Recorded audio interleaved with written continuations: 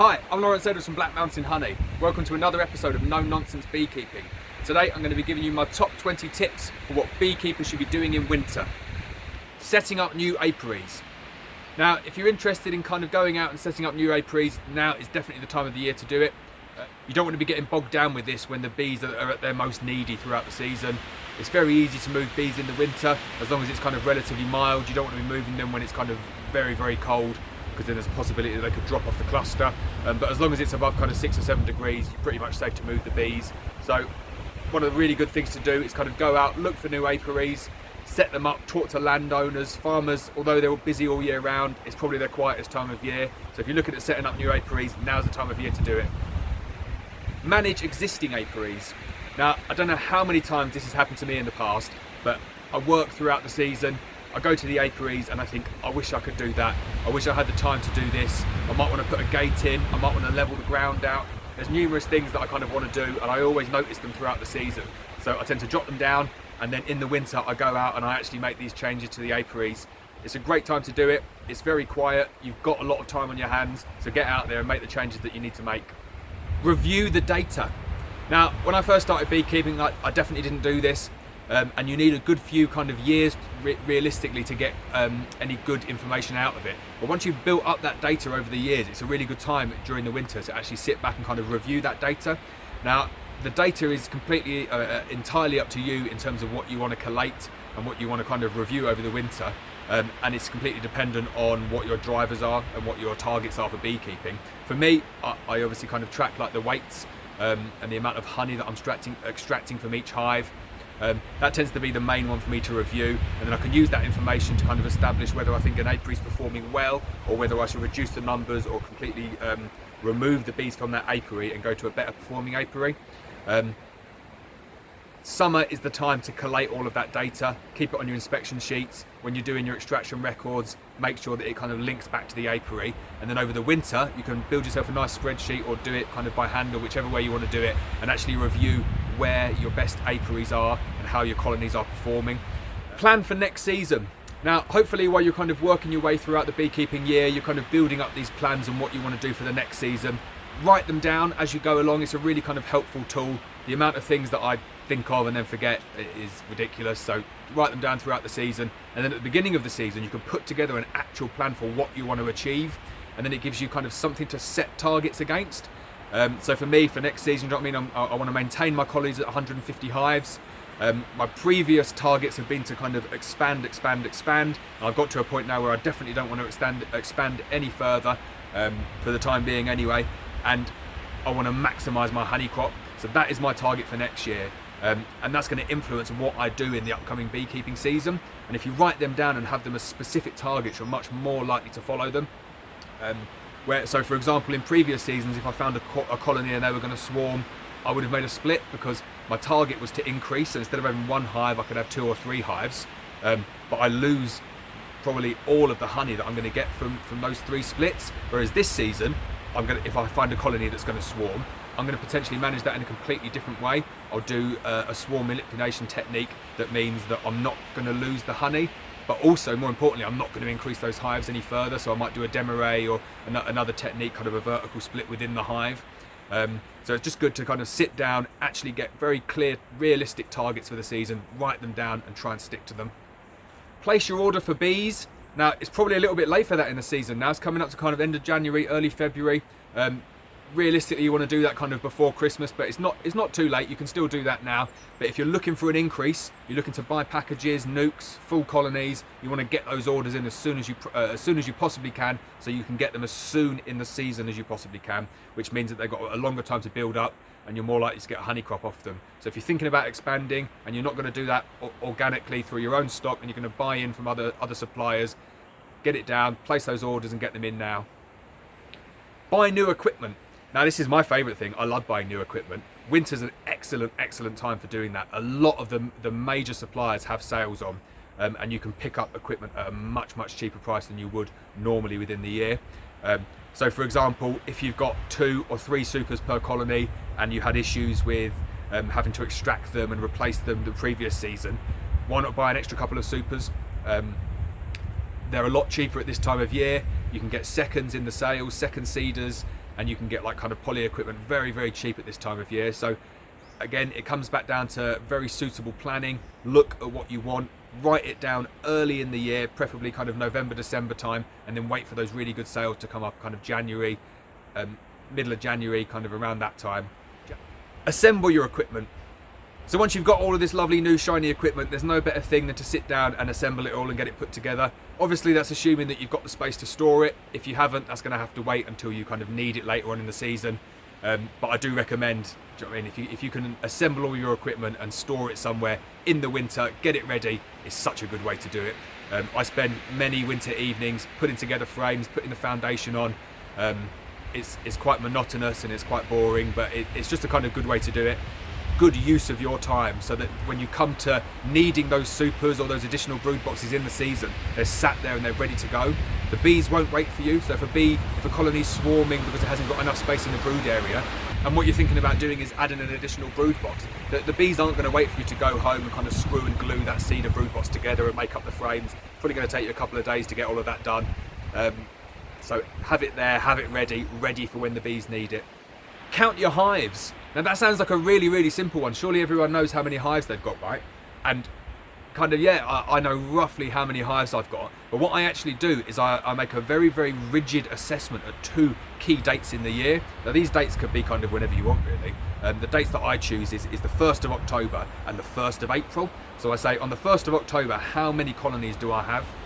And then that's my number for colonies going into winter. Tend to not lose colonies kind of after the 1st of October, tend to not lose really any kind of throughout the beekeeping season. But that's my date and I keep that very firm each year. And then I use the 1st of April as another date to say, right, how many colonies successfully got through the winter? And then I can kind of model my losses on a year by year basis. And then that gives you a really good feel as to kind of which apiaries are performing better in terms of losses, which kind of breed of queen. So if you're breeding your own queens or you're buying in separate queens and you're tracking those, which colonies overwinter better. So it's all about kind of collating that data and using it effectively. But if you have those fixed rigid dates each year, it gives you very clean data. There's no kind of changing it at all. So for example, if I changed my 1st of April date to my 1st of February date, I would instantly increase the number of colonies that successfully get through the winter. I'd be kind of smearing the data a little bit, and that's not what it's all about. So I keep those set rigid dates each year, and then that gives me a really, really accurate kind of information on the actual losses that I do. A stock take. So this obviously comes before buying your equipment, but it's very, very useful to go around and actually do a stock take of what you've got and what you need. And this is kind of for everything that doesn't include the hives. So what I do is I'll go around and obviously I'll count all my hives, and then I'll count all of my spare supers, all of my spare brood boxes, and I'll kind of establish how many supers and brood boxes I've got per hive. I work to a number. I like to keep at least 4 supers per hive. It's quite a high number, and in some years, if I'm kind of expanding, I don't necessarily hit that number. That's just the number that I work to. But I'm talking, do a stock take on absolutely everything. Look at your queen excluders, look at your feeders, look at kind of all the other ancillary items that you need to keep bees. Do a stock take, work out actually how many you need to kind of keep a successful beekeeping operation. And that, I mean, that works even if it's just kind of 1 or 2 hives in the back of your garden.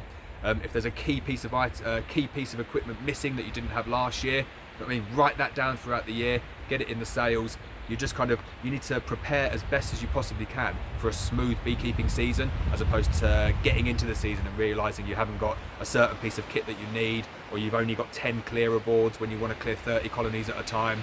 It's just kind of establishing what equipment you do have, what equipment you need, and then topping it up to make sure that you've got enough for when you actually need it.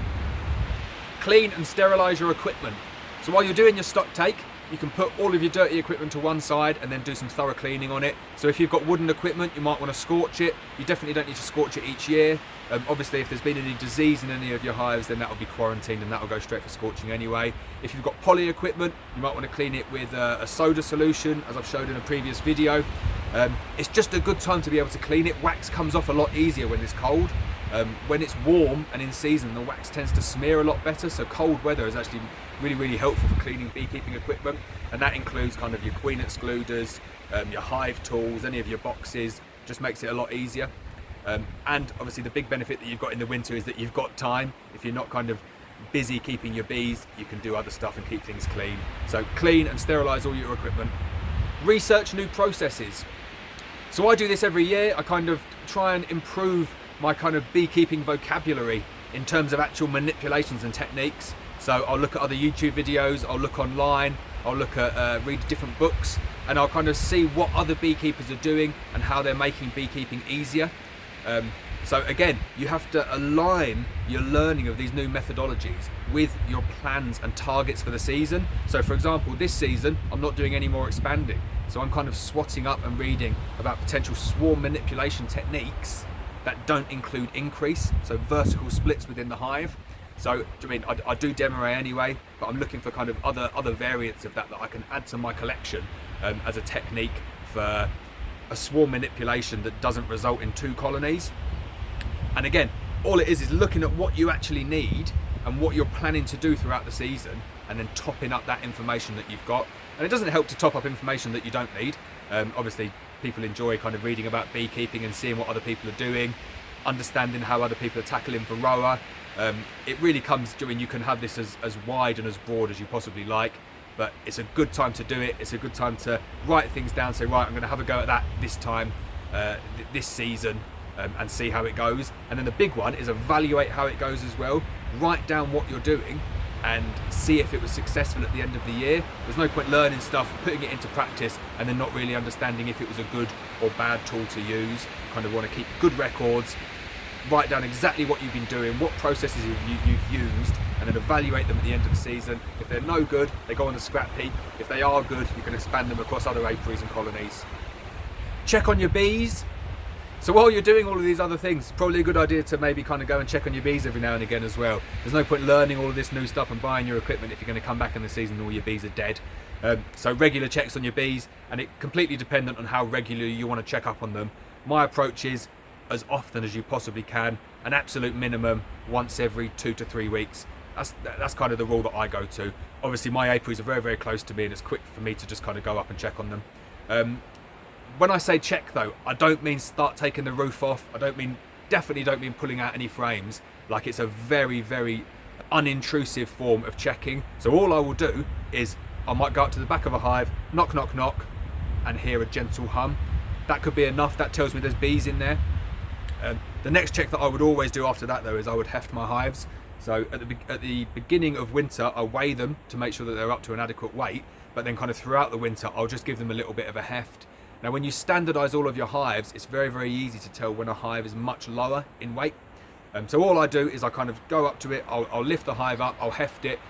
So then it's given me 2 key pieces of information. 1, there's bees in there because I've got an audible hum coming out when I knock, and 2, there's sufficient stores in there. And that is all I mean by checking up on your hives. Don't do anything further than that. Now, if you come to it and there's no audible hum and they're very, very light, then of course, by all means, go in there and check and see if the bees are there. There's no point not opening the hive for fear of cold getting in and it causing damage to the bees if they're dead. Like, if you need to get in there and take drastic action, and that might be feeding fondant or feeding any of the other kind of specialist bee feeds that are around, you need to go in there and do that. Obviously, if it's minus 10 degrees and snowing, it's going to be a little bit difficult, but do you mean that the weather these days, it doesn't tend to be that cold in winter anyway. It's 12 degrees today and it's the end of January, so you could easily go into all of these hives and kind of check them if you want to. And again, you don't need to be going through though frame by frame. You can just take the roof off, have a look at the crown board. That'll give you a good indication of what's going on. They might just be tightly clustered and they don't want to give you a bit of a roar when you knock on the door. But like I say, you want to do the least intrusive check that you possibly can to get a positive response that they're there. If they're not giving you that response, then you might need to dig a little bit further just to check that they're okay. But you're better off checking and making sure they are okay, because otherwise you'll get to the new season and you won't have any bees left. Make sure they're well fed. So I touched on this a bit in the previous post. You've got to make sure they're well fed. Obviously, feed them up going into winter, check them throughout the year, do your checks throughout the winter, and make sure that there's adequate stores within the colony. I mean, there's a few kind of key times of the year where they're kind of at risk of running out of those stores. One of them is early spring, and that's the real key one. You need to make sure that they've got enough stores to see them through until they can start bringing in their own nectar of their own, but you don't want to overfeed, so then you're going to pollute your honey with any sugar syrup or any kind of feeds or anything like that. So it's a bit of a fine balance at that point in the season, but it's quite easy to manage if you're getting in there and just taking a look. and kind of March time is fine to kind of get in there and have a look and see what's going on. Review the previous season. So I touched on this before in various other kind of elements of this video, but it's good to sit down and do like a formal review of your season. And this kind of ties into your plan for the next season. If you've got your plan for the next season written down, then once you've completed that season and you move into the winter, you've got a real good kind of crib sheet to go against and actually give it a full review. Did you do what you planned to do? How well did it go? New processes that you implemented, how well did they go? I mean, if you sit down and do a full review of your season, you've got like a nice snapshot in time to kind of go back to and track that throughout the years.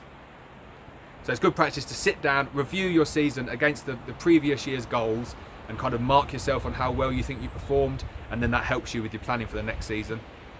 Clean your honey extraction room. Now obviously whenever you do any honey extraction, I clean the room before I actually start, and then once I've finished I clean the room again. But where it hasn't had a lot of use over the winter months, I always like to give it a real deep clean. Do you know what I mean? Spend some time on it where I'm not pressured to doing other things and kind of get into all of the nooks and crannies. Give it a real deep clean, and you'll kind of reap the benefits of that when you come to extract your honey later on in the season. Also, review what doesn't work in your honey room. Maybe a certain layout's not working very well for you. You need to look at it from a kind of a lean approach and see, how do my supers flow through that honey extraction room? So that they're coming into the room, you're uncapping them, you're extracting them, you're stacking them back up, you're extracting your honey into buckets, you're storing your buckets. I mean, sit there and look at how that kind of process works out, and see if you can do it any better. Do you know what I mean? What I find really helpful for doing this is actually grid paper, and then you draw the items onto scale, and then you can kind of work out how they fit on that grid paper, and you can work out kind of numerous different configurations of your honey extraction room without actually having to go in and move the equipment around. So it's a good idea to kind of review how your honey room operates, set the configuration down, and then tweak it if necessary. Service your honey extraction equipment. Now, this obviously doesn't apply to everyone, but if you've got big, large-scale honey extraction machinery, and that even counts as kind of like a 4 to 6 frame extractor, it's a really good habit to get into of actually servicing that on a yearly basis. Now, that might mean as little as giving it a really good deep clean, checking that there's no kind of defects on there. Do you know what I mean? It's like servicing your car. You're doing a bit of a tick list of all of the possible things that could go wrong with it, and doing proactive maintenance on it so that it doesn't break down when it's in use throughout the season. So it's just a really good habit to get into. There's a number of kind of tick lists that you can use online for doing this, for kind of general service of machinery. But if you go in, tick through all of the items, then it puts you in a really good position going into the beekeeping season. Update your processes and procedures. Now, when I first started moving over to kind of large-scale honey extraction, obviously you need to complete a lot of processes and procedures in order to get your food hygiene rating. And I went a little bit overboard on some of these processes and procedures, so much so that some of them, I probably don't follow them to the extent that they're written down.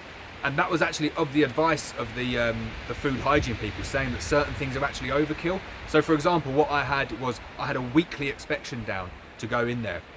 And that meant every week I had to go in and just look around, check for vermin, check for kind of any structural damage. I had various checks that I did. And the food hygiene officer said, well, it's really good that you're coming in here and doing that on a weekly basis, but it's a bit overkill. Do you know what I mean? What I'd expect you to do is, prior to doing any honey extraction, do those checks. And then if you find any of those issues, then you don't do your honey extraction. And I thought that was really good advice, and it obviously saved me going around there and doing a visit every week. I'm kind of there relatively often anyway, so I'll go in and kind of have a look, but I don't record it. So what I've done this year is I've updated my procedures based upon the guidance that I received from food hygiene. And all that means is that if your process says something, you should really be following that. And if it's overkill, why do something that's not actually required? So on all of my processes, I kind of go through, they're all sat at revision A, and I go through, make the updates that I need to make, put them up to revision B, and then I can follow a nice, new, clean and lean process without any wasted time or energy. Explore new markets. Now, I love exploring new markets because I find beekeeping is not just about honey. Do you know what I mean? There's honey, there's queens, there's nuke production, there's colonies, there's pollination contracts, there's cosmetics, there's beeswax wraps. There's tons of different kind of market opportunities that are there for anyone. And that goes from someone who's got kind of 1 or 2 colonies to everyone all the way up to, do you know what I mean, a few thousand colonies who are pretty good at exploring those markets anyway. Identify which ones you're interested in, which ones kind of have a relatively easy route to market, which ones you think that you could actually manage that route to market, and sit down and maybe pick 1, 2 of them and decide that you're going to do that for next season. So that might be as simple as saying, right, I'm going to make some candles next season. What do I need to do to have enough wax to keep candles? So it might mean that when you go around checking on your bees, you have a little bucket. Every time you kind of scrape those top bars, you chuck a little bit of wax in the bucket. And it's surprising how much wax you can build up just doing that, just walking around with the bucket on each inspection. But if you hadn't sat down and kind of identified that as a target or a market that you wanted to explore, you might just kind of not bother scraping that wax off or doing something else with it, and you wouldn't build up as much. So it's a really good time of year to explore those different markets and kind of see which one of those interests you. Planting for bees. Now I appreciate not everyone wants to do that, but it's a really good time to look into what you can potentially do to improve the biodiversity of plants in your area.